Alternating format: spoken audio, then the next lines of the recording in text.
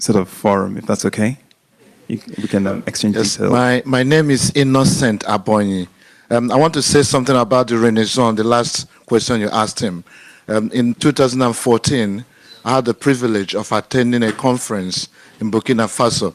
And that conference was to discuss and to come out with some kind of materials that will form a curriculum for the teaching of African traditional religion, which is known as ATR in academia then, I don't know.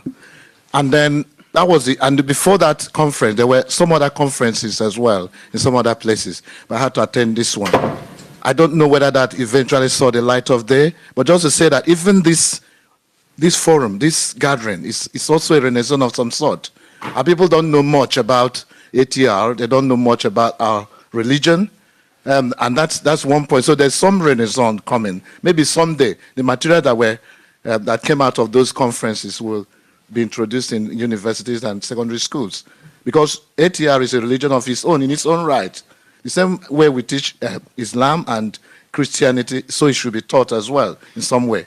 Thank you very much for that. I really appreciate that comment. Just one thing to state. It would be good for us to always bear in mind that what we're discussing here is not just religion, it's spirituality, it encompasses far more than religion. Religion is more or less the knowledge which has been reduced into dogma, right? So they might call it ATR, that's fine, but I would encourage people to look at African spirituality or Igbo spirituality, which has a value system that drives everything you do, not just when you kneel down to pray, okay? So thank you for your comments. I really appreciate that. I mean, I'm not taking credit for it, but I do agree with you, but I just want us to broaden that definition. Let's not reduce it to ATR. It isn't a religion. It's far more than that. Yeah. Okay, I've got a question. Like he said, most of our families were forced to cross over, and most of us now belong to different religions. And the first time I know your family very well, and I always thought, how is it possible that some members of your family are able to belong to other religion as well as do the Igbo religion? Have you got any advice? Because I'm a Christian myself, and I've got a son, and I would really want to educate him in Igbo spirituality, but also how can you combine the two? Because this is the reality of the world that we live in now.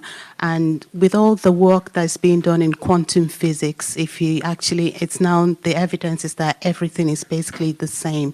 So what advice would you give me in terms of how can I bring up my son? I don't want him to grow up in the ignorance in which I grew up in, because the first time that I learned that your dad was a Dibia, I actually laughed. But now I'm laughing at my own ignorance. So how do I make sure that my son doesn't grow up as ignorant as I've grown up? Thank you. I think she deserves a round of applause. For the very last statement she made, that when she heard my father was a Dibia, she laughed, but now she understands that she was laughing at her own ignorance. I think it takes a great strength of character to admit when you're wrong, and and that is the very first step to learning, understanding that you know nothing. Even what I think I know here, it is nothing compared to what people like my father and perhaps the sages of the old knew. My advice to you and perhaps and to your son is, first of all, make the library your friend. Start reading, right? You need to inculcate in the children a thirst for knowledge. Shut down that TV. That television isn't helping you. Limit the time. I mean, I don't have children yet, but these are the rules I applied to myself, and my father applied to us. Go pick up a book, leave that TV. He'll leave you with, it's your choice, what reading material you pick up, so long as it's educational, is insightful, is entertaining, but not dross. So the very first step is educating yourself on the subject. Read far and wide.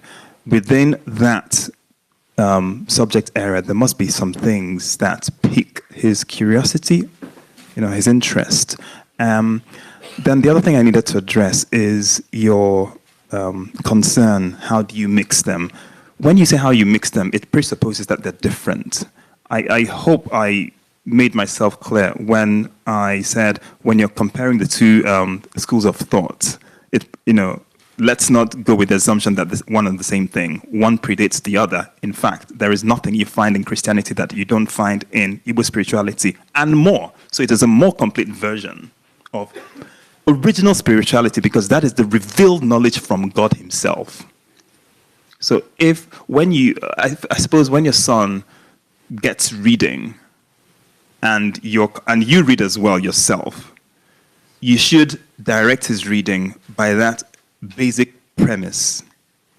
It isn't one or the other.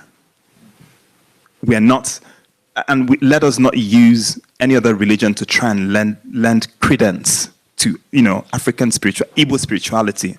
Like I said, Igbo spirituality, the fundamental tenets are found in all original cultures in the world. And Igbos have it that they're the original people in the world, right? We're the first ones, Ndembo. Tell that to your son, and if all else fails, bring him to me.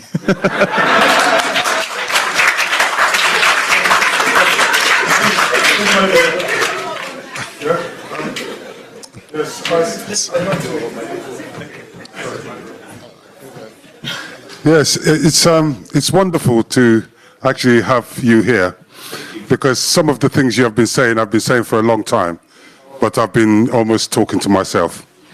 There is a concept, because you've talked about God, and in Western religion, God has a nemesis called the devil.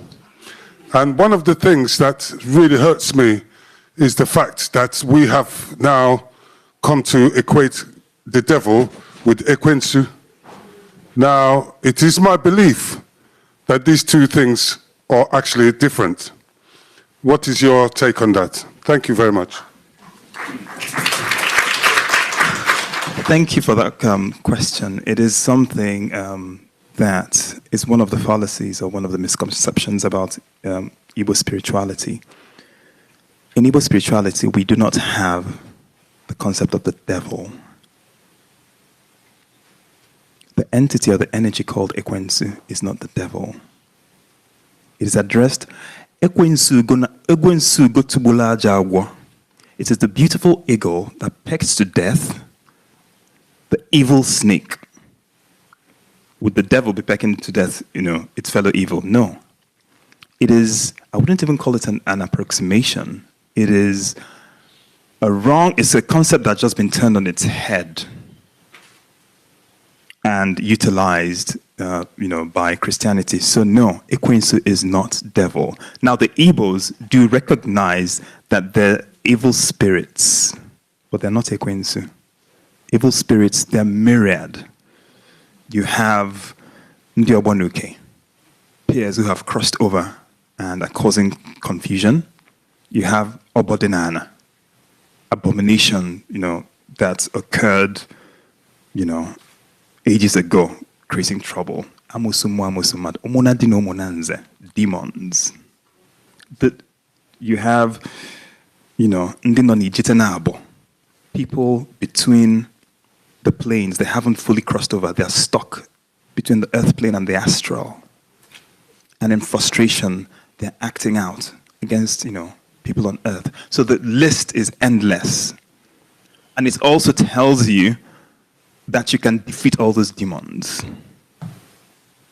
Rather than something to be feared, oh, the devil is here, what do I do? No. You have dominion to fight against such things, wreaking havoc in your life, or wreaking havoc around. However, Ekwensu is not devil. Okay? Ekwensu is the beautiful eagle that pecked the evil snake to death. It is a god of war, which has achieved countless victories. That is what Ekwensu is. Mm.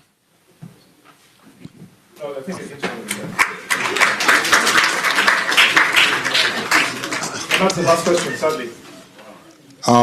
Thank you, sirs, for your discourse today. I now know why I came from America